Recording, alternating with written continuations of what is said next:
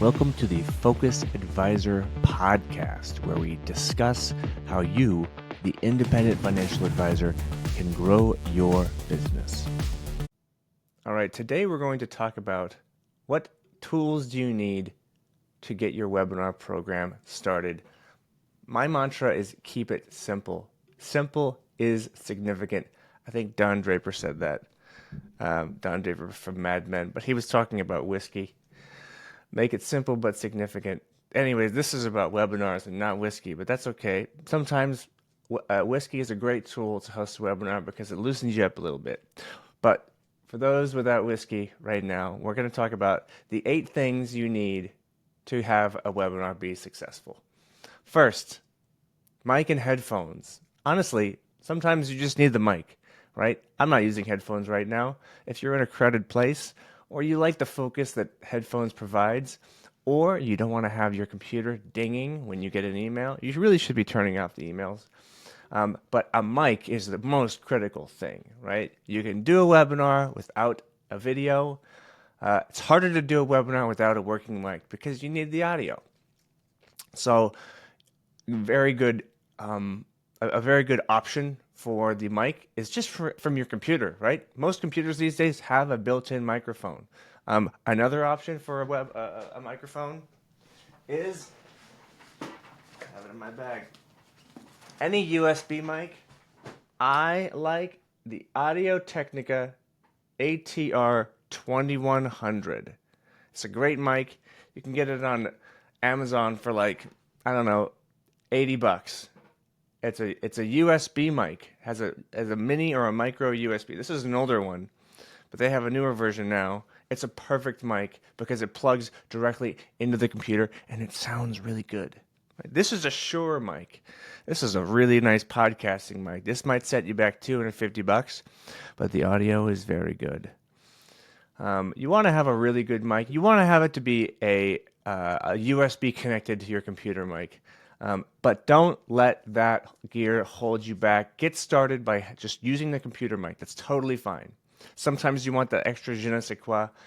Maybe you get a mic stand. This is a great mic stand. The brand is... I'm not sure what the brand is for this one.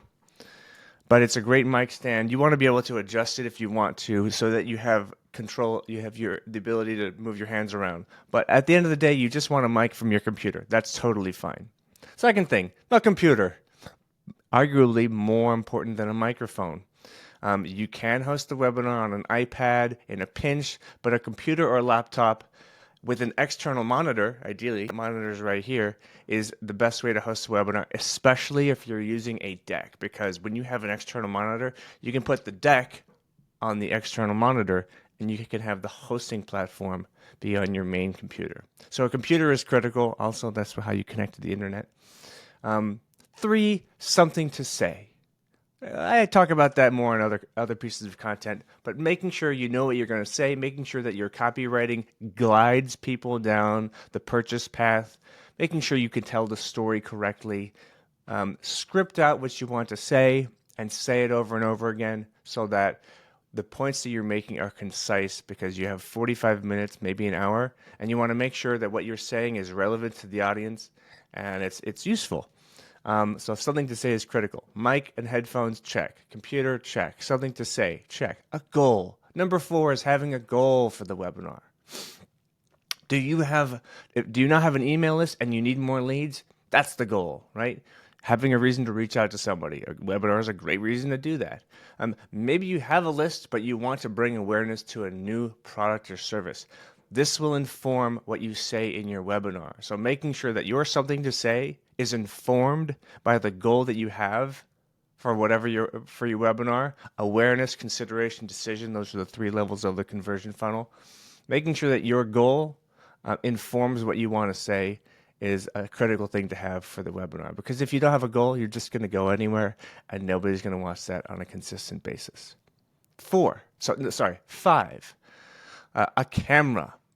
I wouldn't say this is critical, but it's really good to have.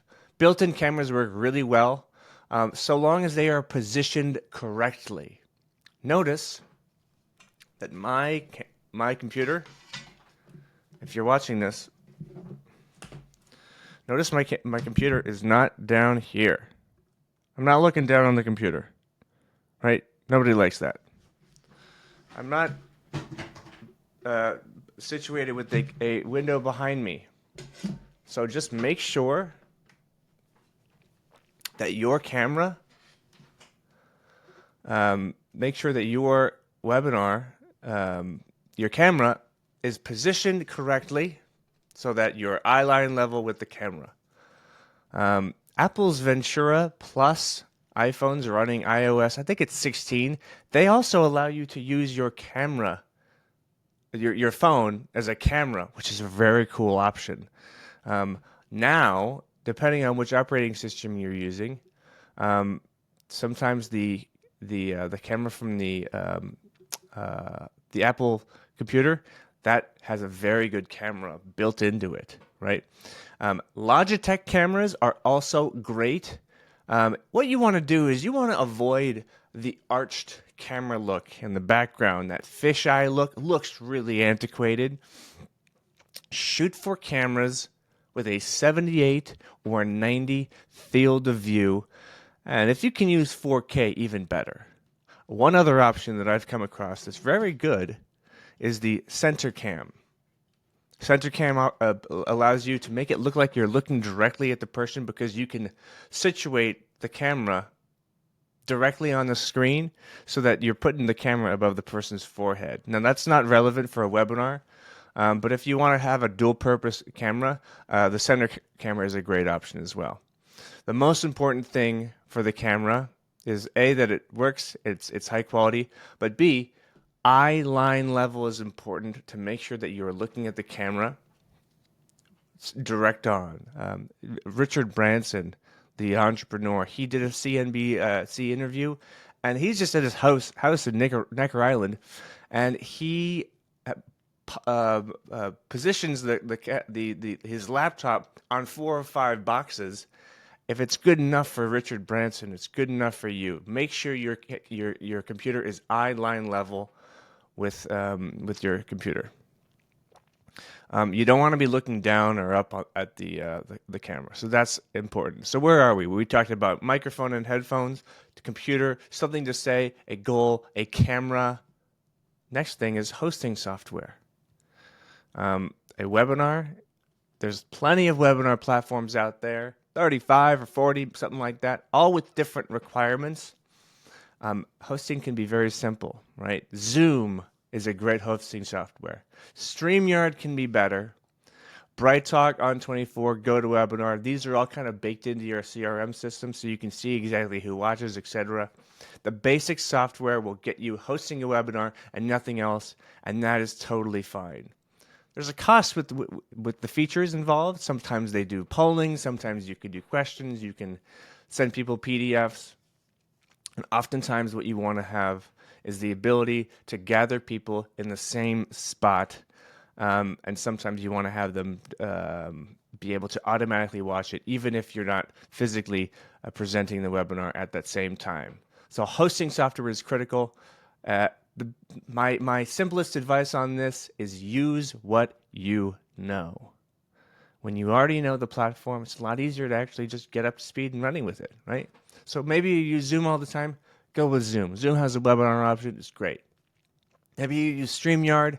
Make sure that the features, that the audience experience is good, but use what you know so that you can start making content as soon as possible. The best time to create content is a year ago. The second best time is right now. So choose a hosting software that you are comfortable with. Okay, this is number 7. A speaker. A speaker is critical for a webinar. And I'm not talking about a Bose speaker. I'm talking about a human speaker. This is also called a host. If you're going to do it on your own, you don't need to find a speaker, but you will need to practice the presentation. You can definitely do it on your own. But make sure that if you're finding a moderator or you need to find other people to present, I have other content on that. But the important thing is, this is very basic. Make sure that their time is blocked on their calendar to be at the webinar and at the technical rehearsal. So because we're dealing with people here, life is complicated. Make sure that their calendar is blocked out. Make sure you have a couple other people to host if their time is compromised. So we've talked about there's one final thing that we want that is critical for creating a webinar. We've talked about mic and headphones, a computer, something to say, a goal, a camera, hosting software, and a speaker. And the final thing is a good room for recording. This is often overlooked, I think. Make sure that the main light source is coming from in front of you. Don't have the window directly behind you because that screws with the video. Make sure the main light source is in front of you. If you have like logos that you want to put behind you, that's fine. Make sure that the main key light source, this is called a key light source. That's the technical term. Make sure that's in front of you. Close your blinds or put a blanket over them, especially if you're presenting at a time that's like, but when the sun's going to go down and your room's going to get really dark, make sure you know like what the sun's going to do, or just totally close the blinds. If you have a light source behind you, make sure that it is consistent. Right. Sometimes I have this kind of bluish light right there. It's not like sputtering, right? There's the camera's aperture may adjust with any inconsistent light source, and that affects how you show up, right? Also, put some pillows in the corner. That reduces the echoes, and I would also try to avoid having a door in the background, especially if it's open. If it's closed, that's perfect, but people see a door, they're like, who's going to come through? Everybody's seen that little CNBC or whatever BBC GIF where the guy is presenting online, and he's working from home, and his kid runs in the door, and then his maid tries to pull the kid out. People expect doors to open, and sometimes they do during the webinar. So I would say that don't have a door in the background of your webinar, and put some pillows in the corner to reduce echoes. That's a great way to do it. So those are the 8 things to use to start a webinar. 8 things. We talked about microphone and headphones, computer, something to say, a goal, cameras, hosting software, a speaker, and a good room for recording. If you like this, please like and subscribe to this podcast. If you didn't, tell me why. I always want to learn and grow, so tell me why. If you loved it, share it with any of your financial advisor friends. This is what any financial advisor can do to create a webinar series for their business. Thank you very much. I'm Ryan Ross. Have a good day.